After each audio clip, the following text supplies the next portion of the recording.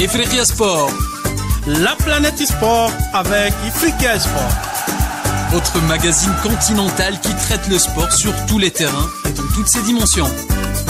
L'Afrique et le sport ne font qu'un.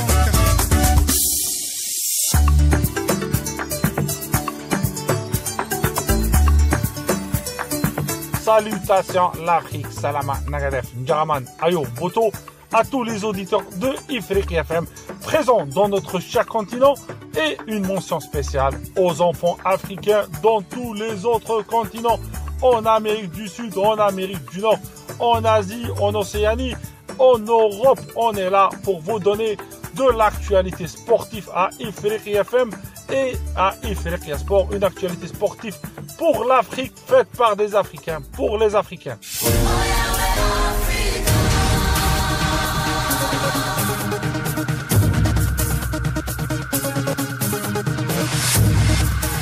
Mes sœurs et frères, vous êtes les bienvenus à Ifriqiya Sport. Ifriqiya Sport, votre émission hebdomadaire chaque vendredi pour vous éclaircir sur les sujets en relation avec le sport africain. On reçoit des sommités africaines, des experts mondiaux pour montrer le chemin du sport. On parle de management, de géopolitique du sport, aussi de sujets différents, de préparation physique, de préparation mentale. On est là pour aider le sportif, le coach, le dirigeant africain à donner du professionnalisme au sport chez nous.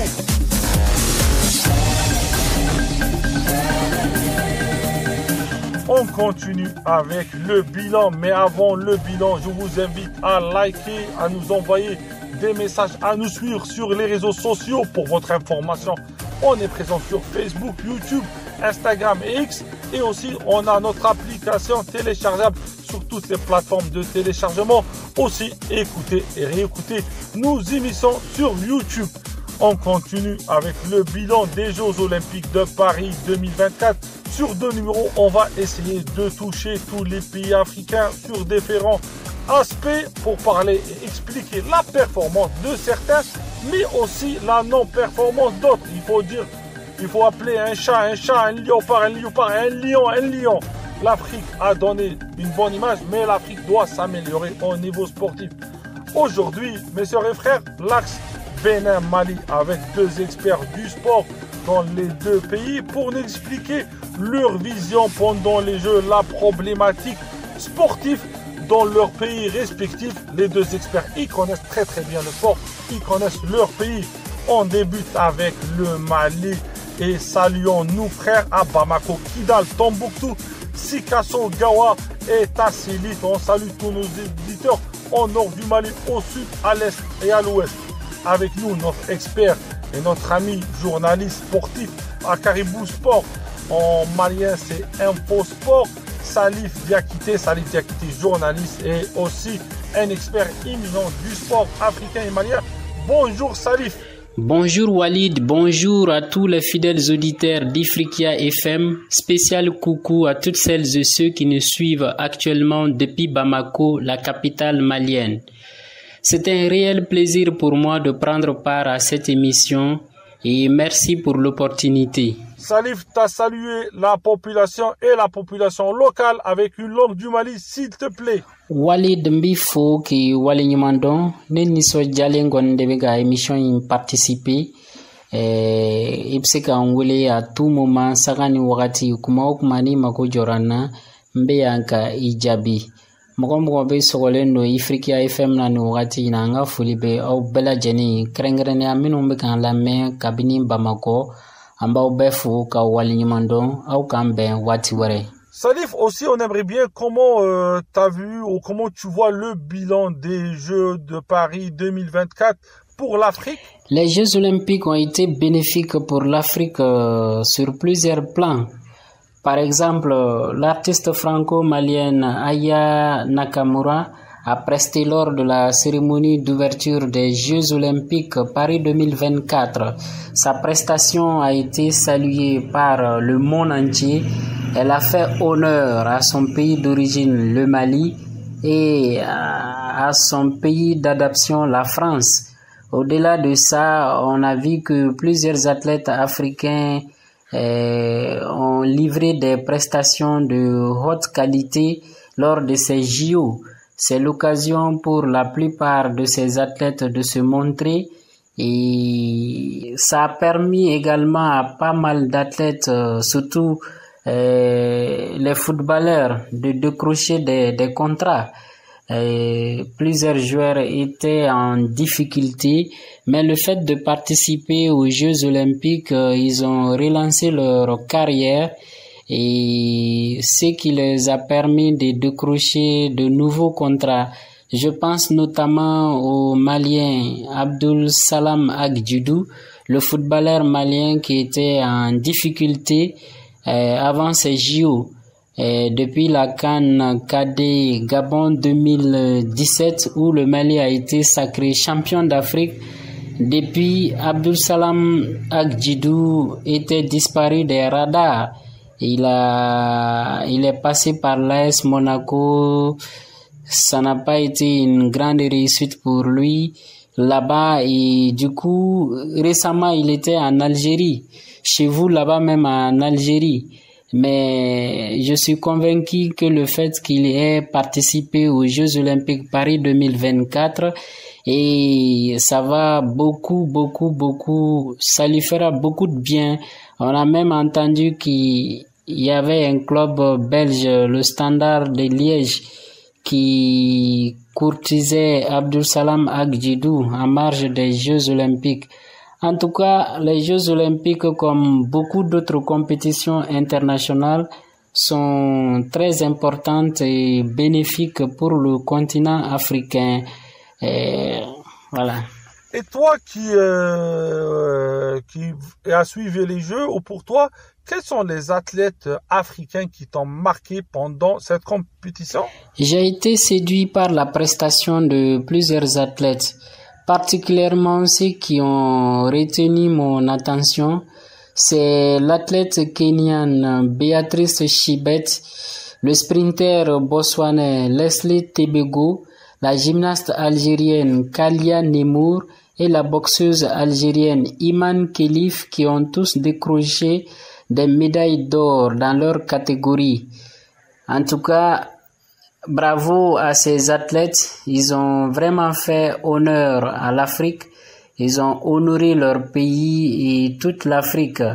Il est vraiment difficile de décrocher une médaille olympique, à plus forte raison une médaille d'or. Je pense que ces athlètes-là méritent tout le soutien du continent africain. Ils ont vraiment mouillé le maillot et je leur dis bravo et bonne chance pour la suite. Mon ami Salif, et la conclusion des Jeux pour l'Afrique? Quelle est la conclusion des Jeux pour l'Afrique? Écoutez, je pense que l'Afrique a fait une participation honorifique aux Jeux Olympiques Paris 2024. Les athlètes africains ont récolté 39 médailles, 13 en or, 12 en argent et 14 en bronze, soit 2 médailles de plus que lors de l'édition 2020 à Tokyo où ils avaient glané 37 médailles. C'est dire que nos représentants ont fait mieux cette année en plaçant la barre très haut en ayant 2 médailles de plus que lors de l'édition 2020. Bravo à tous les athlètes qui ont décroché des médailles au nom de leur pays. Et toutes celles et ceux qui n'ont pas pu décrocher, je dis bon courage. Quand on regarde le tableau des pays africains qui ont remporté des médailles, on voit que le classement est dominé par le Kenya avec 11 médailles, 4 en or, 2 en argent et 5 en bronze. Le Kenya est suivi de l'Algérie avec 3 médailles, 2 en or, 1 en argent. L'Afrique du Sud complète le podium avec 6 médailles, 1 en or, 3 en argent et 2 en bronze. L'Éthiopie compte 4 médailles, l'Égypte et la Tunisie ont chacune 3 médailles, le Botswana a à son actif 2 médailles, tout comme l'Ouganda et le Maroc. Le Cap-Vert, la Côte d'Ivoire et la Zambie ont chacune une médaille. C'est dire que le bilan n'est pas mal en soi, même si c'est vrai que le continent pouvait faire mieux, mais on constate que l'Afrique est souvent pénalisée par le fait que il y a certaines disciplines olympiques qui ne sont pas du tout praticables chez nous en Afrique pour faute d'infrastructures sportives adéquates. Alors qu'on sait que le continent qui a plus d'athlètes a plus de chances aussi de remporter plus de médailles. C'est vrai que les Jeux olympiques restent un rendez-vous interplanétaire. C'est la rencontre des athlètes de haut niveau. Il n'est pas du tout facile de remporter des médailles olympiques. C'est une compétition qui se prépare pendant plusieurs années. Et c'est le rêve de tout un chacun quand même de faire une participation honorifique. Je pense que le continent a fait de son mieux. Et je viens de citer le nom des pays africains qui ont remporté des médailles olympiques. On n'a pas entendu le nom du Ghana, du Cameroun, encore moins le Nigeria. Ce sont des pays quand même qui ont l'habitude de participer aux Jeux olympiques et qui décrochent très souvent des médailles d'or. On s'en souvient, le Nigeria a remporté la médaille d'or en football, le Cameroun aussi, la génération de Samuel Eto'o, Patrick Mboma a décroché la médaille d'or en football. Voilà, donc, et cette année, le football a été très bien représenté par le Maroc, l'Égypte, la Guinée et le Mali. L'Égypte et le Maroc ont quand même pu atteindre la demi-finale et le Maroc même a décroché la médaille de bronze en dominant l'Égypte lors du match de classement. Contrairement au Mali et à la Guinée qui se sont arrêtés lors de la phase de poule. Je pense que si on prépare avec beaucoup de sérieux, et je pense que l'Afrique peut faire mieux. Vous n'êtes pas sans savoir que les prochains JO vont se tenir à Los Angeles en 2028 et du coup, nos athlètes doivent commencer à préparer cet événement. J'aimerais bien savoir le Mali dans tout ça. Ça, c'est important pour nous. En ce qui concerne mon pays, le Mali, il fait partie des grandes déceptions de ces JO, puisque le Mali n'a récolté aucune médaille lors de ces JO à Paris, alors que le Mali était représenté dans 5 ou 6 disciplines, à savoir le football, la natation, la boxe, l'athlétisme et le taekwondo. Aucun athlète malien n'a pu décrocher une médaille olympique, ce qui reste quand même une grosse déception. Voilà, on comptait énormément sur les aigles olympiques qui se sont arrêtés lors de la phase de poule avec 2 défaites et 1 match nul, alors que la poule était largement à leur portée. Mais je pense que les protégés du sélectionneur Alou Badra Diallo Conti ont à chaque fois confondu vitesse et précipitation. J'ai aussi l'impression que souvent l'émotion prédomine les athlètes au cours des Jeux olympiques. C'est une compétition internationale et tous les athlètes veulent faire mieux, veulent défendre leur nation avec brio. Mais souvent à cause du stress et de la pression, ces athlètes-là passent à côté. Ça a été le cas pour presque tous les athlètes maliens, que ce soit la boxeuse Fatmata Marine Camara. Elle a été éliminée dès le premier tour, alors qu'on comptait énormément sur elle, mais elle est carrément passée à côté. Ça a été le cas également pour le nageur Alexian Kouma qui a été éliminé dès le premier tour. La nageuse également Aïchata Diabaté qui s'est arrêtée au premier tour. Voilà, donc il n'y a que des regrets pour nous les Maliens.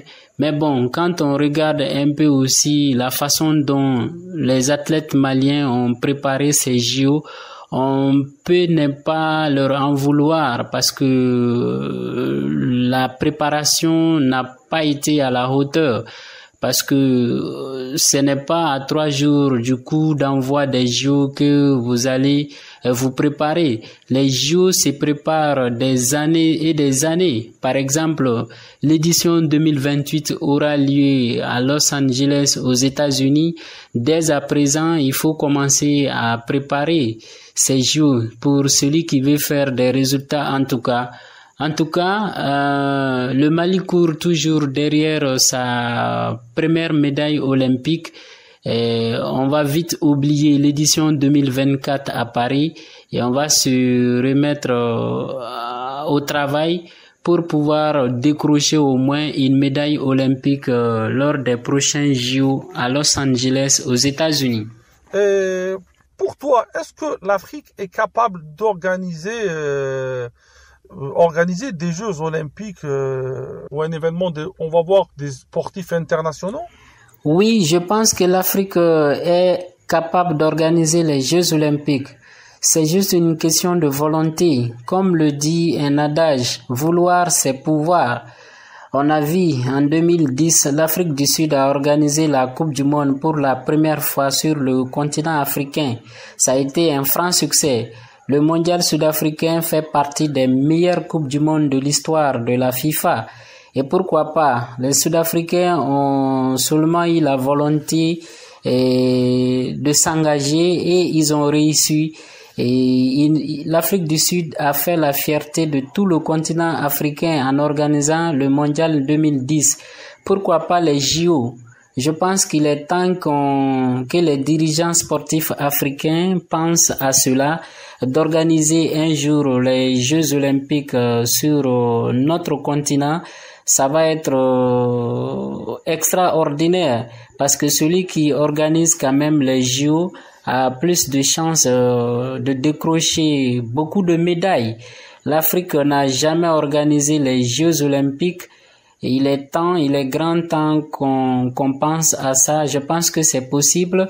Des pays comme l'Afrique du Sud, le Maroc ou encore l'Algérie, l'Égypte possèdent quand même des infrastructures sportives adéquates, capables d'abriter les Jeux olympiques.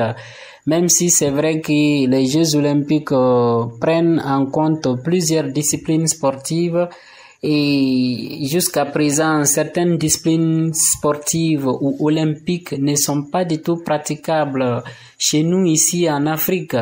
Mais quand on va organiser, on aura le temps de se préparer, de rénover nos stades, de construire d'autres stades qui sont capables d'accueillir toutes les disciplines olympiques. Voilà, comme je l'ai dit, c'est juste une question de volonté. Je pense que c'est possible. L'Afrique peut organiser les Jeux olympiques et réussir, comme l'Afrique du Sud l'a fait en organisant la Coupe du Monde 2010 qui a honoré tout le continent africain. Aussi, comme tu le sais, comme tu as l'habitude, on te laisse le mot de la fin. Pour terminer, je dirais que c'est pas du tout normal que les Jeux olympiques ne puissent pas faire partie du calendrier FIFA. C'est quand même une compétition internationale, une compétition qui draine plus de monde, qui attire plus de spectateurs et plus de téléspectateurs. Et la FIFA et le CIO, Comité international olympique, doivent revoir leur copie et faire en sorte que les Jeux olympiques puissent être intégrés dans le calendrier FIFA. Cela va beaucoup aider les équipes participantes. On a constaté que la plupart des sélections qui sont qualifiées aux Jeux olympiques sont à chaque fois confrontées à ce petit problème parce que ils ne peuvent pas étoffer leur effectif avec des joueurs comme ils veulent parce que d'abord les Jeux olympiques se jouent dans une période qui n'est pas période FIFA, ça se joue pratiquement pendant les vacances, ce qui fait que la plupart des clubs campent sur leur position. Ils n'acceptent pas de libérer leurs joueurs aussi facilement. Et si la FIFA arrive à intégrer les JO dans son calendrier, cela va donner une autre dimension à ces JO, parce qu'on aura l'occasion de voir encore beaucoup de meilleurs joueurs évoluer avec leur sélection pendant les JO. Ça a été le cas pour l'équipe de France qui a été handicapée par l'absence de plusieurs joueurs que le sélectionneur Thierry Henry souhaiterait avoir au sein de son effectif. Ça a été le cas également pour le Mali, parce que le sélectionneur malien Alou Badra Diallo Conti ambitionnait de sélectionner des joueurs comme Yves Bissouma, El Bilal Touré, Kamori Doumbia ou encore Néné Dorgelès. Mais compte tenu du fait que les Jeux Olympiques ne font pas partie du calendrier FIFA, les clubs de ces différents joueurs que je viens de citer ont carrément refusé de libérer leurs joueurs.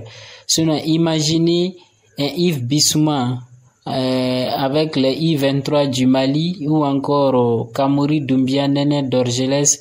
Le Mali quand même allait se qualifier pour les quarts de finale. C'était sûr. Mais on n'a pas pu. Ce n'est pas une excuse.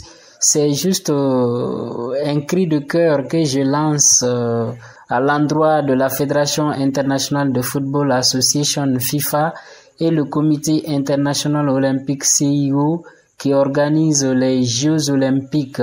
Si ces deux entités communiquent entre elles et qu'ils révisent leurs copies, je pense que cela va donner une autre dimension aux Jeux olympiques. Merci Salif Diakité de K-Brus Sport, Infosport Mali. Salif Diakité, expert du sport malien. On salue nos frères et sœurs au Mali. On vous aime. Du Mali, direction le Bénin. Très bon pays, le Bénin, cher à mon cœur. Salutations à Francis Capindé, notre ami du Bénin. On va avec nous un expert sportif, Gilles Biguest, et on parlera du sport béninois pendant ces Jeux. Gilles, il va nous donner une analyse complète des Jeux. Gilles, parle-nous s'il te plaît, bonjour Gilles, parle-nous s'il te plaît de la participation africaine dans ces Jeux, l'importance des Jeux pour l'Afrique et aussi comment le Bénin a participé. Et est-ce que tu penses que les Jeux, on peut nous les invitons ou organiser les Jeux en Afrique? Les Jeux Olympiques Paris 2024 se sont achevés. L'Afrique était bel et bien à ce grand rendez-vous sportif, mais les fruits n'ont pas tenu la promesse des fleurs. Dans l'ensemble, chacun des athlètes s'est défendu, mais au bout du rouleau, ça n'a pas donné grand-chose au classement général, et ce qui n'a pas permis